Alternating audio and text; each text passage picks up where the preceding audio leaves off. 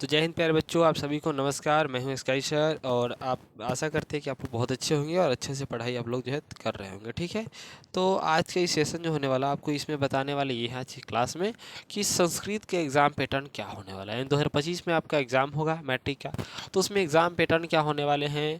अगर हम खासकर संस्कृत की बात करें तो संस्कृत में गद्यांश कितने नंबर का आता है, पत्र लेखन कितने नंबर का आता है, व्याकरण कितने नंबर का आता है, अनुवाद कितने नंबर का आता है, या हम बात करें पाठ्य पुस्तक से प्रश्न कितने नंबर का आता है। ये सभी पैटर्न को जानने वाले हैं इस वीडियो में। तो वीडियो में एंड तक बने रहिएगा। आपको एंड में ये भी बताएंगे कि किस तरीके से आपको एग्ज़ाम की तैयारी करनी होगी और कहाँ से आपको पीडीएफ मिलेगा। ये वीडियो के एंड में आपको बताएंगे निश्चित रूप से। ठीक है, तो स्टार्ट करते हैं। सबसे पहला ये है कि क्लास 10 के संस्कृत का जो है ना प्यारे बच्चों, क्लास 10 संस्कृत का एग्ज़ाम जो पैटर्न है 2025 में जो एग्ज़ाम देने वाले हैं इनके बारे में जानते हैं। देखिए, हिंदी की तरह संस्कृत विषय की परीक्षा कुल 100 नंबर की होती है, यानी संस्कृत का भी एग्ज़ाम कितने नंबर का आपको देना पड़ेगा, 100 नंबर का देना पड़ेगा, जो हर साल देते हैं। ठीक है, जैसे ही जिसमें जो है अपठित गद्यांश जो है, गद्यांश, पत्र लेखन, व्याकरण, अनुवाद, पाठ्य पुस्तक के प्रश्न शामिल रहते हैं, यानी ये सब चीज़ें शामिल रहेंगी।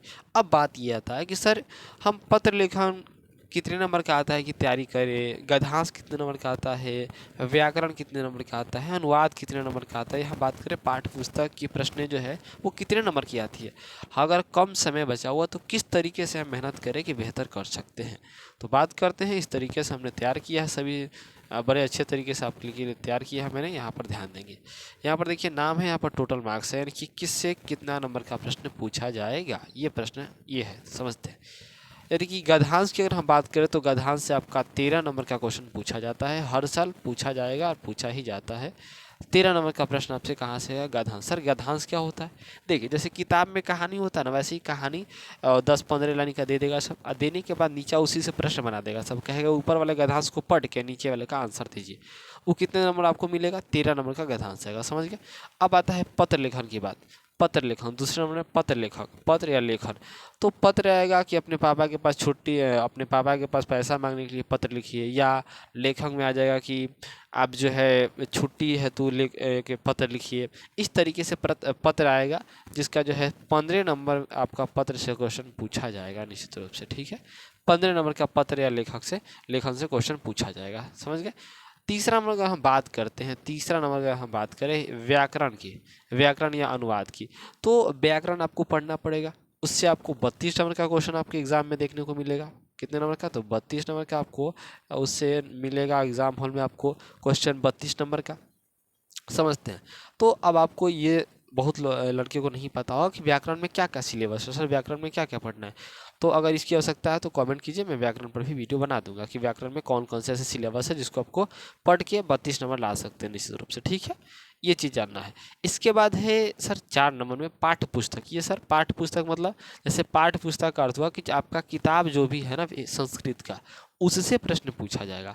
उससे प्रश्नों की संख्या जो होती है, नंबरों की संख्या, प्रश्न में नंबरों की संख्या वो 40 होगी, है ना। टोटल कितनी होगी? 40 होगी, यानी कि 40 अंक का पाठ्य पुस्तक से प्रश्न पूछा जाएगा निश्चित रूप से। ये सभी को अगर हम जोड़ते हैं तो टोटल हो जाता है 100 नंबर। कितना होता है टोटल? कितना हो जाता है? 100 नंबर हो जाता है। यानी इस तरीके से, इस शेड्यूल से आपको पढ़ना पड़ेगा, तब आप 100 में 100, संस्कृत में 90, 85 ऐसे ला सकते हैं नंबर को। तो आपको देखिए इसमें तब देखना है कि कहाँ पर हमको ज़्यादा मेहनत करना है। अच्छा, इस पर ज़्यादा तो मेहनत नहीं करना, ये तो लिखा जाएगा, इस तो आराम से लिखा जाएगा सभी स्टूडेंट से। बात आता है पत्र लेखन के लिए आप मेहनत करते हैं तो बढ़िया से 15 नंबर पा लीजिएगा ना जी। और आप पाठ्य पुस्तक की पूरी क्वेश्चन को रटना होगा, व्याकरण की क्वेश्चन को रटना होगा।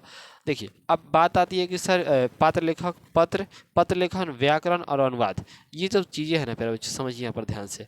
देखिए, आपको पीडीएफ हम क्या क्या दे सकते हैं, पत्र लेखन का पीडीएफ दे सकते हैं, व्याकरण का पीडीएफ दे सकते हैं, और पाठ्य पुस्तक का। और जो क्वेश्चन वीवीआई होगा 2025 के लिए, 2025 की दृष्टि से जो इम्पोर्टेंट होगा, मैं वही उसी को दूंगा। ठीक है, उसका पीडीएफ बना हुआ है, वो आपको मिल जाएगा निश्चित रूप से। तो आपको क्या करना होगा, चैनल को सब्सक्राइब करके कमेंट में लिखना होगा सर पीडीएफ चाहिए, मैं वहाँ पर आपसे आपको एक नंबर दूंगा, वहाँ पर आप नंबर जैसे ज्वाइन कीजिएगा आपको पीडीएफ वहाँ पर मिल जाएगा। ठीक है, ठीक। तो ये रहा आपका संस्कृत का शेड्यूल। इस तरीके से आपको तैयारी करनी पड़ेगी, तब आप बेहतर कर सकते हैं। ठीक है, और इसके बाद अब वीडियो आएगा हिंदी का एग्जाम पैटर्न 2025 के लिए, तो आप जल्दी से सब्सक्राइब कर लीजिए कि जब भी वीडियो आएगा तो आपके पास नोटिफिकेशन निश्चित तौर पे चला जाएगा। तो थैंक्स फॉर वॉचिंग, मिलते हैं एक नए क्लास के साथ। जय हिंद।